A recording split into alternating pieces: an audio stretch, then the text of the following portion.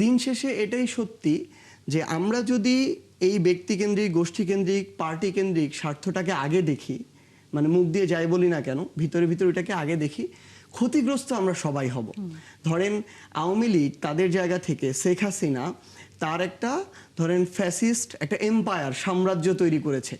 এটার প্রথমে তারা ভাবতেছিল 2014 সালের পরে যে অল্প কিছু ধরেন 200, 500, 10,000, 20,000 মানুষ সুবিধাভোগী হচ্ছে প্রচুর, শত কোটি হাজার কোটি টাকার মালিক হয়ে যাচ্ছে। আর আওয়ামী লীগেরই আবার ভোটার সমর্থক কিছু কিছু ছিল যারা বিরক্ত হয়ে যাচ্ছিল এটার উপরে। কিন্তু যখন আওয়ামী লীগ কলাপস করেছে, ওই হাজার কোটি টাকার যে মালিকটা সে কি এখান থেকে বাঁচতে পেরেছে? বাঁচতে পারে নাই। কিন্তু সালমান এফ রহমানের মতো যে একটা ব্যাংক থেকে 40,000 কোটি টাকা লুটপাট করেছে সে কি বাঁচতে পেরেছে? পারে নাই। তো দিন শেষে আমরা এখন যারা আছি, আমরা তো জুলাইয়ের পক্ষে একসাথে রাজপথে ছিলাম।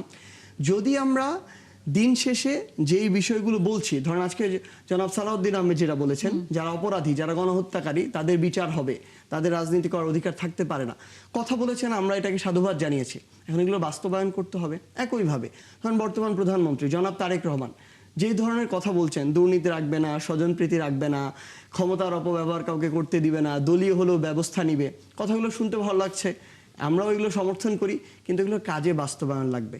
যদি এটা হয় তাহলে ওই জুলাইও সবার হবে, জুলাইকে সবাই আকাঙ্ক্ষা হিসেবে ধারণও করবে, দিন শেষে আমরা সবাই মিলে ভালোও থাকবো।